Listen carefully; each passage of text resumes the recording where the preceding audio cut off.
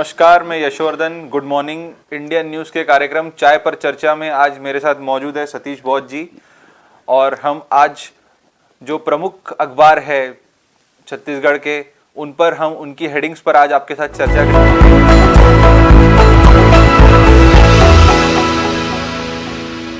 आज हमारे पहली खबर यह है कि हरिभूमि पर्व के स्टेट एडिशन से नव वर्ष पर कश्मीर से कन्याकुमारी तक उत्सव जश्न के साथ आस्था का सैलाब।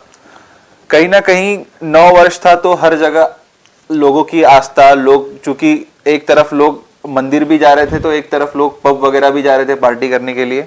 यस जी, मैं आपको बताना चाहूंगा, जैसा हरिभूमि अखबार का पहला खबर यह है कि नववर्ष में पूरा जश्न का माहौल था और आस्था का सैलाब था। ये आपको बता दें कि ये अभी कुछ वर्षों से देखने में आ रहा है कि नववर्ष में अधिकांश जो परिवार है वो मंदिरों में जा रहे हैं, मस्जिदों में जा रहे हैं और चर्चों में जा रहे हैं। और ये बहुत एक अच्छा एक पहल है लोगों की कि लोग पहले दिन को अपने जो धर्म के प्रति और अपने भगवान के प्रति आस्था रख रहे हैं। और ये बहुत एक अच्छी चीज हो रही है और ये लगातार होना चाहिए। इससे लोगों, बच्चों, नए बच्चे हैं, छोटे बच्चे, उनमें संस्कार की भावना उत्पन्न होगी। और जो चूंकि अब जो कॉलेज वाले बच्चे हैं वो अधिकार देखेंगे आप पब में या मॉल में जा रहे हैं, लेकिन ये जो जिस प्रकार की परंपरा अभी जो बनी है बहुत एक अच्छी पहल मैं मानता हूँ। इसे कहीं ना कहीं कोविड के बाद एक अच्छा न्यू ईयर साबित होगा ये। मेरे ख्याल से 2020 के बाद अब ये जो 2023 का न्यू ईयर है, कहीं ना कहीं इस पे प्रतिबंध नहीं थे सरकार से।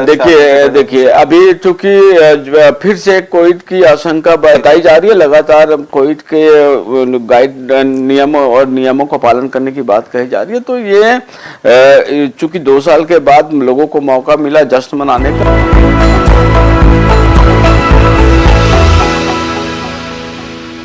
अखबार की हम अगली सुर्खी देखेंगे।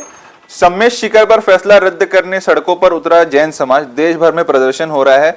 और एक और चीज मैंने देखी इसमें कि विश्व हिंदू परिषद और ओवैसी ने भी इस चीज का समर्थन किया है। देखिए ये एक बहुत जो गंभीर विषय है, क्योंकि ये झारखंड सरकार ने जो सम्मेश शिखर है जो जैन धर्म की आस्था का प्रतीक है और यहाँ पर उसको टूरिज्म के रूप में उसको विकसित करना चाह रहा है। और एक आदेश निकाल दिया कि यहाँ पर मॉल और होटल बनेंगे जहाँ पर मांस और मदिरा का बिक्री होगा और वहाँ पर लोग उपयोग मांस और मदिरा का उपयोग करेंगे।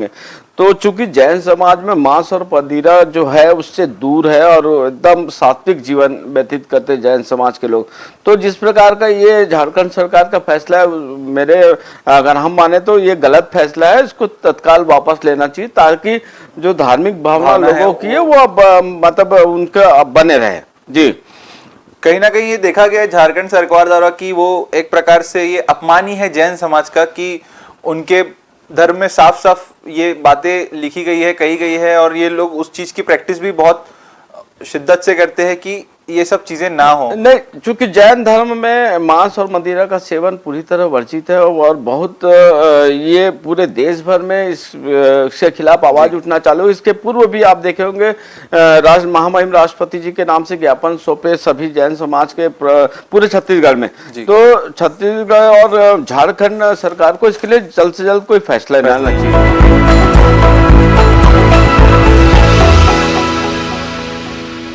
अब हम अखबार पत्रिका से स्टेट एडिशन से आज की सुर्खियां देखेंगे। घर के किराए पर अब नहीं लगेगा जीएसटी, कुछ चीजों पर भी होगी छूट। ये केंद्र सरकार का एक बहुत अच्छा फैसला हम इससे मान सकते हैं, क्योंकि अधिकांश जो जॉब करने वाले हैं, जैसा मेट्रो सिटीज की बात करें या छत्तीसगढ़ में भी अब बाहर के लोग आ रहे हैं, तो वो अपना घर नहीं बना सकते लेकिन वो किराए पे रहते हैं। अगर किराए में जीएसटी में छूट जो जिस प्रकार केंद्र सरकार दे रही है, लोगों के लिए एक राहत है और एक लोगों के लिए एक अच्छी पहल है कि नए वर्ष में राज्य केंद्र सरकार जीएसटी में घरों में छूट, जो किराए में रहने वालों को छूट देगी। ऐसे बताएंगे कि अभी जितने भी अपार्टमेंट है या पूरे छत्तीसगढ़ की हम बात करें, रायपुर, बिलासपुर, कोरबा या भिलाई दुर्ग की, तो अधिकांश लोग आपको देखेंगे किराए पे रहते हैं। अगर जीएसटी अगर देते तो उनका एक बजट बिगड़ जाता है। तो बजट को सुरक्षित उनका रहेगा और उनको सुविधा मिलेगी और 18% से एक बहुत बड़ी राहत मिलेगी। ये बहुत अच्छी खबर है। पत्रिका अखबार ने इसे उठाई है अपने स्टेट एडिशन में पहली खबर के रूप में, और ये बहुत अच्छा चीज है कि केंद्र सरकार को इसके लिए लोगों को धन्यवाद दें।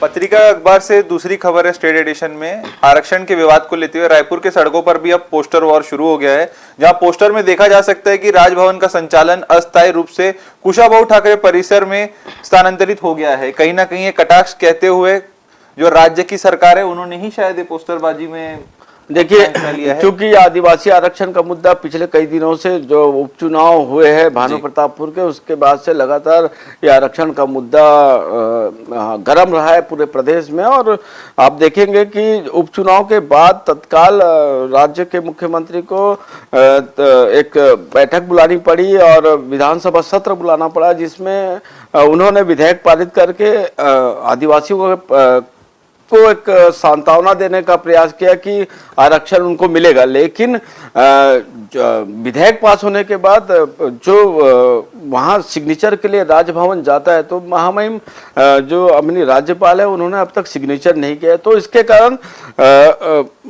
राज्य सरकार और राज्यपाल के बीच में एक अनबन देखी जा रही है। लेकिन राज्यपाल को, मुझे लगता है कि राज्यपाल को साइन करके जो आदिवासी समाज है उनको, चूंकि महिला जो हमारी राज्यपाल है वो भी आदिवासी है, तो उनको भी इसके प्रति सोचना चाहिए।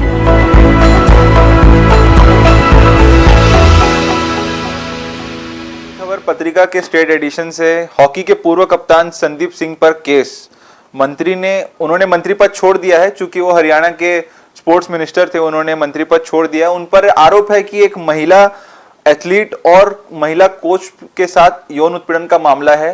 यश जी, आपने देखा होगा कि हमारे देश में कई राज्यों में ये इस प्रकार के घटनाएं सामने आई है, जो जिस प्रकार या कोच हो या खिलाड़ी हो या जो सीनियर जो खिलाड़ी रहते हैं उन पर शारीरिक शोषण का आरोप लगता रहता है। तो ये मामला दर्ज है। हाँ, मामला तो ये गर्म है, लेकिन अधिकांश देखने में आता है कि यौन शोषण से रिलेटेड मामले सामने आते हैं। काफी बड़े व्यक्ति पर यह मामला लगा है, चूंकि 2010 में उनको अर्जुन पुरस्कार से भी सम्मानित किया गया था। अब देखना होगा, केस तो फिलहाल दर्ज हो चुका है, आगे क्या होगा ये देखना होगा।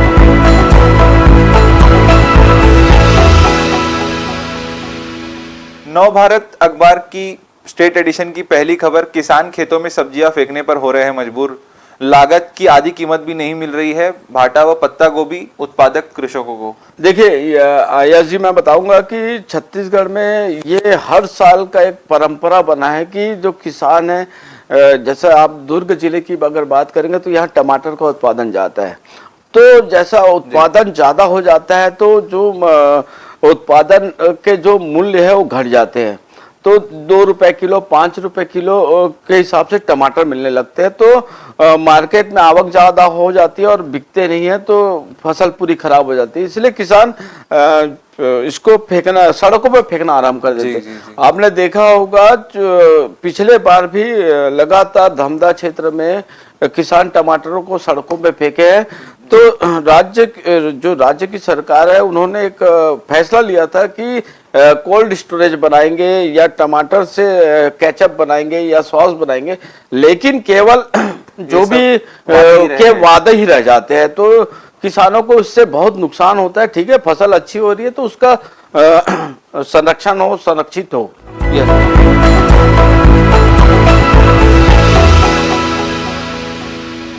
दूसरी खबर नवभारत के स्टेट एडिशन से, आरक्षण संशोधन विधेयक पर हठधर्मिता छोड़े राज्यपाल, ये भूपेश बघेल जी का स्टेटमेंट है।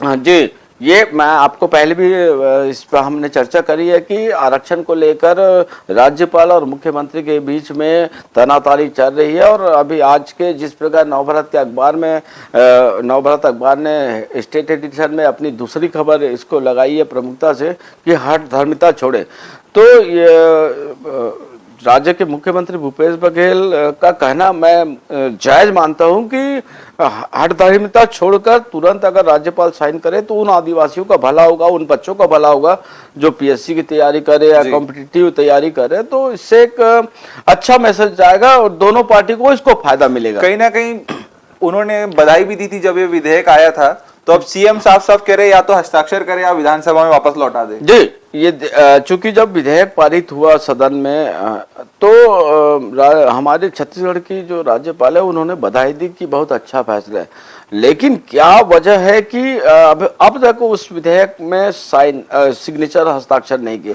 सुप्रीम कोर्ट में 50% आरक्षण तक का है, मगर राजस्थान में देखे तो 68% आरक्षण है और अभी यहाँ पे यश जी आपको बताएगा कि एक चीज हमेशा देखेंगे कि दोनों पार्टियां, या बीजेपी हो या कांग्रेस हो, भारतीय जनता या बसपा हो, तो ये अधिकांश आरक्षण को लेकर हमेशा हर प्रदेशों में मुद्दा गर्म रहता है। आपने उत्तर प्रदेश में देखा होगा, बिहार में देखा होगा, आरक्षण को लेकर राजनीति हमेशा गर्म रहती है। लेकिन जिस प्रकार जो छत्तीसगढ़ राज्य है और ये आदिवासी बाहुल्य है, इसलिए यहाँ आदिवासियों का हक उनको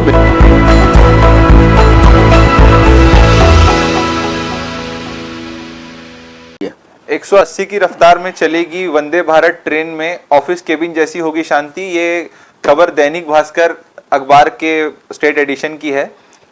तो ये चूंकि अभी कुछ ही दिन पहले देश के प्रधानमंत्री ने हरी झंडी दिखाकर नागपुर से बिलासपुर तक वंदे भारत को इसका शुभारंभ किया था, और ये एक अच्छी पहल है कि मतलब देश में अब फास्ट ट्रेन चलने लगे। लेकिन आपको एक हम चर्चा करें कि ये वंदे भारत ट्रेन में शांति रहेगी, वो सब ठीक है, लेकिन उन गरीबों के लिए यह ट्रेन नहीं बनी है, क्योंकि इस ट्रेन का चूंकि कांग्रेस का भी आरोप लगा है और अन्य दलों का भी आरोप लगा है कि फास्ट ट्रेन चले, लेकिन वो सामान्य रूप से जो आम जनता है सबको लाभ मिले। लेकिन इस ट्रेन का जो किराया है वो एक महंगा किराया है, और प्लेन का जो फ्लाइट का जो फेयर होता है उस हिसाब से इसका किराया है।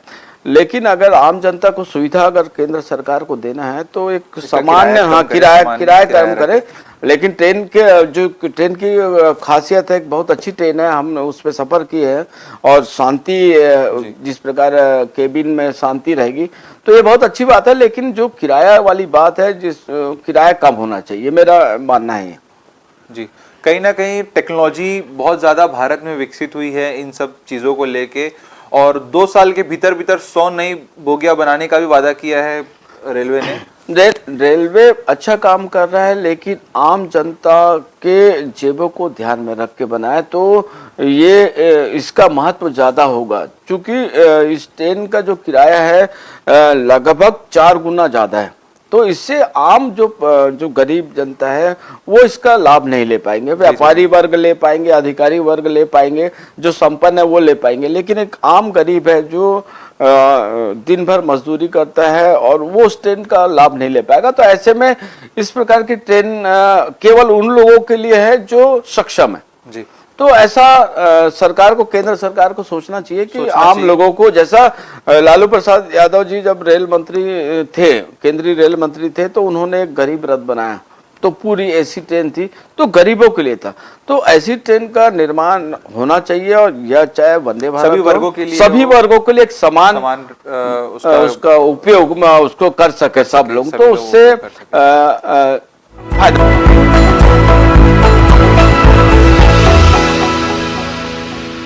ये अब मैं आपको चर्चा कर रहा हूँ कि जो जितने भी अखबार है उनके, अब हम चूंकि हमारा कार्यालय दुर्ग में है, और दुर्ग भिलाई की प्रमुख खबरें आपको बताते हैं कि बालाघाट से पकड़ा गया पैनल। ये जो ऑनलाइन सट्टा जो है, ये लगातार दुर्ग पुलिस की एक अच्छी कार्रवाई है कि लगातार ऑनलाइन सट्टा पर नजर बनाए हुए और लगातार धरपकड़ जारी है। तो ये आज भिलाई दुर्ग के दैनिक भास्कर के एडिशन में भिलाई दुर्ग के, तो यहाँ पर बालाघाट से कुछ लड़कों को पकड़ा गया है जो ये सट्टा ऑपरेट करते थे। तो इसमें क्या कहना चाहेंगे? कहीं ना कहीं सतीश जी देखा जा रहा है कि दुर्ग पुलिस ही, मैं कहूंगा, बहुत ज्यादा सक्रिय है इन सारी चीजों को लेके, और एक ही ऐप का नाम हमेशा सामने आता है, वो है महादेव ऐप, जिसको महादेव आईडी और तरह तरह के नाम से उसको कहा जाता है। मगर एक चीज देखनी होगी कि ऐसे बाकी ऐप भी है जो मार्केट में उपलब्ध है और जो लोग बड़े बड़े स्तर पे क्रिकेट टूर्नामेंट का आयोजन भी कराते हैं तो उन पर भी नकेल कसनी चाहिए, केवल एक ऐप को टारगेट नहीं करना चाहिए।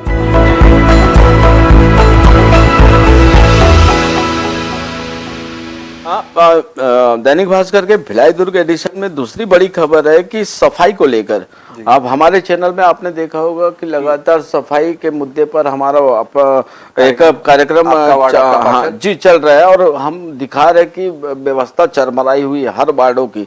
तो आज दैनिक भास्कर के भिलाई दुर्ग एडिशन में भी ये चीज कि करोड़ों खर्च करने के बाद भी सफाई नहीं, तो इस पे क्या कहना चाहेंगे? कहीं ना कहीं सफाई को लेकर जागरूकता की कमी है। हम लोग कहते हैं कि भिलाई को ये अवार्ड मिला, भिलाई को वो अवार्ड मिला, मगर हम जब ग्राउंड में जाते हैं, धरातल में चीजों को देखते हैं तो डायरिया क्यों फैला। एक अहम मुद्दा ये भी है कि साफ सफाई नहीं, नाली जाम है, तो कहीं ना कहीं ये सारी चीजों के वजह से बीमारियां फैल रही है। अभी थोड़े दिन के भीतर हमने देखा कि कितने सारे पेशेंट है डायरिया से, लोगों की मौत भी हुई है। तो मुझे लगता है कहीं ना कहीं सफाई एक ऐसी चीज है जो अभी भी नहीं हो रही है और जिसपे ध्यान देना चाहिए निगम को, और जो बड़े बड़े अधिकारी है या MIC मेंबर है या पार्षद है उनको इस चीजों पे ध्यान देना चाहिए। जी अब हम आते हैं पत्रिका के भिलाई दुर्ग एडिशन में। यहाँ भी पहली खबर सट्टे से रिलेटेड है, वही महादेव ऐप से रिलेटेड है, जो पुलिस ने प्रेस कॉन्फ्रेंस की और वो बताया।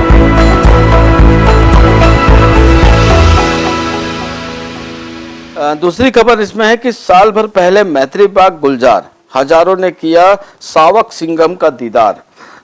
तो जी मैत्री बाग के बारे में थोड़ा सा आप बताएंगे कि हर साल नए साल में बहुत ज़्यादा भीड़ रहती है, तो जी बताएंगे।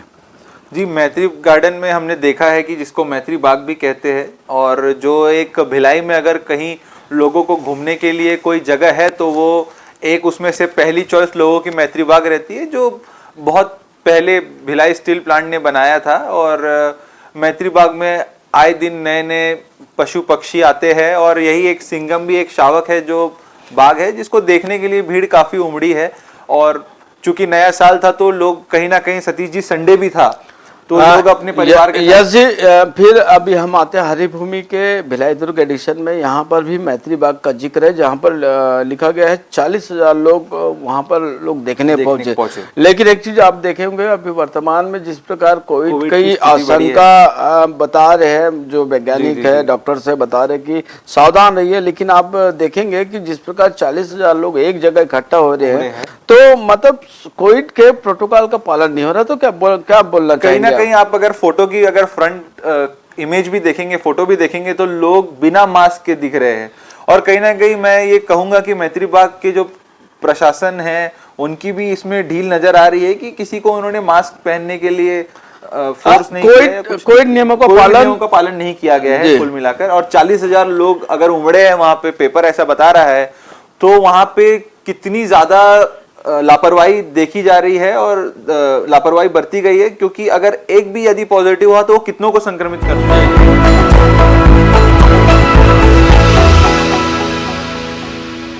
यस जी, और दूसरी खबर है यही हरिभूमि के भिलाई दुर्ग एडिशन में ही कि नए साल के जश्न में आध्यात्म डूबा ट्विन सिटी। जी, जैसे कि आपने कहा सतीश जी थोड़ी देर पहले, हमारी पहली खबर वो थी कि 9 वर्ष में लोग कैसे अपना 9 वर्ष मना रहे। तो चूंकि आध्यात्म एक ऐसी चीज है जो मैंने जैसे जिक्र भी किया कि 2 साल 3 साल बाद 2023 का जो 9 वर्ष है, लोगों ने बड़े उत्साह से मनाया। कई लोग मंदिर गए, कहीं चर्च गए, गुरुद्वारे गए, मस्जिद गए और अपनी खुशी मनाई और भगवान को शुक्रिया अदा भी किया होगा उन्होंने कि ये साल हमारा अच्छा बीते, कोविड लेस बीते ये साल। और वहीं एक तौर पर हमने देखा युवाओं को पार्टी करते हुए नजर आए, कई सारे जगह पे रात को ही पार्टियां थी जी। और तो भिलाई दुर्ग चूंकि एक इसको मिनी इंडिया कहा जाता है भिलाई दुर्ग को, तो यहाँ पर अलग अलग प्रदेशों से लोग हैं और अधिकांश जो एजुकेशन हब होने के कारण बच्चे बाहर से आते हैं। तो हमने रात में जब हमारी टीम निकली तो देखे कि हर जो पब है और मॉल है वहाँ अच्छा खासा भीड़ था और लोग एंजॉय कर रहे हैं।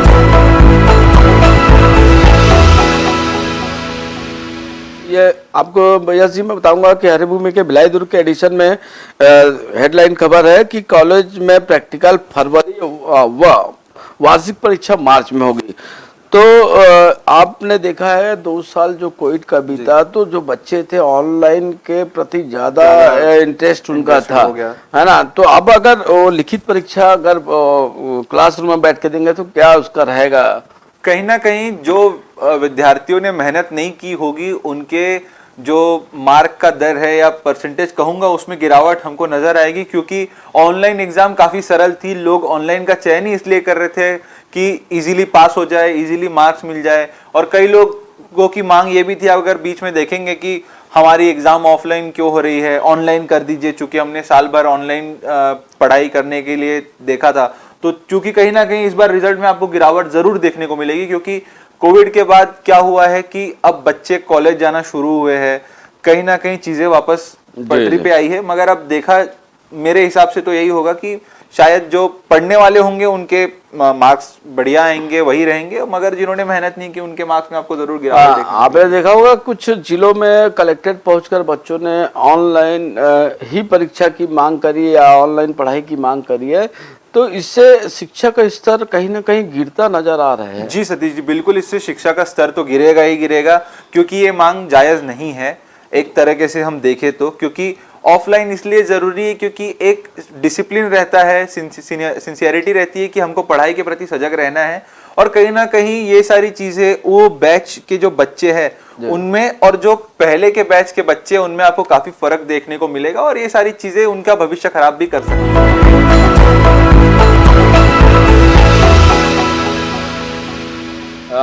भारी भूमि के जो भिलाई दुर्ग के एडिशन में एक अच्छी खबर है कि पासपोर्ट बनाना हुआ आसान, 18 थानों में पायलट प्रोजेक्ट।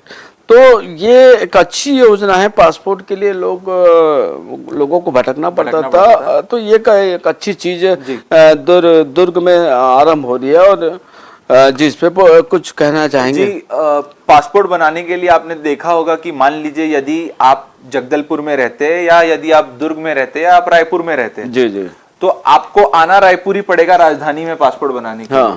तो यदि ये प्रोजेक्ट अगर सफल होता है तो जो लोग दूर दराज में रहते हैं वो अपने ही शहर में पासपोर्ट बना पाएंगे और प्रक्रिया आसान हो जाएगी। क्योंकि पासपोर्ट की प्रक्रिया दुर्ग में या हमारे रायपुर में जो है वो एक ही दिन की है कि एक दिन आप आइए, अपना फॉर्म सबमिट कीजिए। चूंकि वो 2012-13 में टीसीएस ने ये प्रोजेक्ट लिया था पासपोर्ट बनाने का, और पासपोर्ट का ऑफिस भी वहीं रायपुर में ही है।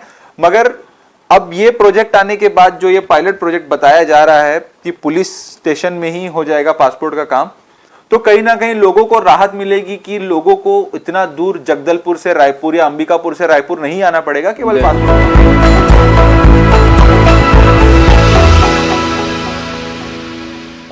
अब हम बात करेंगे नव भारत के भिलाई दुर्ग एडिशन की। माई सिटी इसका नाम दिया गया है, नव भारत का माई सिटी। और एक इस पे खबर दिया गया कि एक युवती ने, महिला ने आत्महत्या का प्रयास करी, उसमें मानसिक परेशानी के कारण। तो आप देखेंगे जैसे अधिकांश आज के जो युवा है या जो घर में रहने वाले गृहिणी हैं, मानसिक रोगों से बहुत ज़्यादा परेशान है, जिसके कारण इस प्रकार का कदम उठा रही है। तो ऐसे में क्या मतलब सामाजिक कार्यकर्ता हो या सामाजिक संगठन हो या पुलिस हो, तो किस प्रकार का कार्य करना चाहिए? मुझे तो लगता है कि एक जागरूकता अभियान चलाकर लोगों को काउंसलिंग करना चाहिए। जी आप बताइए। ये थाना भट्टी थाना क्षेत्र का है भिलाई का, और कहीं ना कहीं पुलिस ने जान बचाई। बहुत एक अच्छा पुलिस के एक मानवीय पहल दिखी, और कहीं ना कहीं उनको इस चीज की जानकारी मिलने के बाद इन्होंने तुरंत एक्शन लिया। क्योंकि आजकल जो युवा है उनको सारी चीजें जल्दी चाहिए, चाहे आज का युवा हो चाहे कल का युवा हो। एक आशा रहती है, आकांक्षा रहती है कि जल्द से जल्द सारी चीजों की जो उन्हें जो जरूरत है वो उनकी पूरी हो जाए। तो कहीं ना कहीं निराशा ही आत्महत्या के लिए प्रेरित करती है। किसी चीज से जब हम विफल हो जाते हैं या लगता है कि अब कुछ बचा ही नहीं है, तब ये सारी चीजें देखने को मिल रही है। और चूंकि इसका इंडेक्स बढ़ते जा रहा है, कहीं ना कहीं डिप्रेशन का इंडेक्स भी बढ़ते जा रहा है, तो ये बहुत गंभीर मुद्दा तो है। इसके लिए मतलब राज्य सरकार को या जो स्वयंसेवी संस्थानें हैं उनको एक पहल करके, मेरा मानना है कि उनको एक पहल करके ये एक काउंसलिंग के माध्यम से या गेट टुगेदर कर मतलब इनको जो मानसिक तनाव से जूझ रहे लोग उनको निजात दिलानी चाहिए।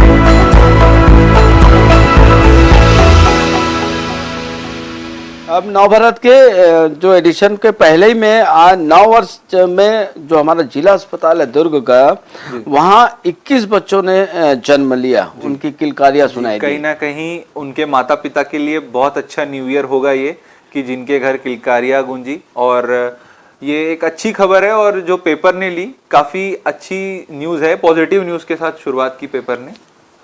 हमारे चाय पे चर्चा कार्यक्रम का हो चला है वक्त अब समाप्त। अब हम आपसे लेते हैं इजाजत। हमारे साथ यश जी है। यश जी, हम अगले दिन आपसे फिर भेंट करेंगे और है ना, हमारी चाय पे चर्चा जारी रहेगी। देखते रहिए इंडियन न्यूज। नमस्कार।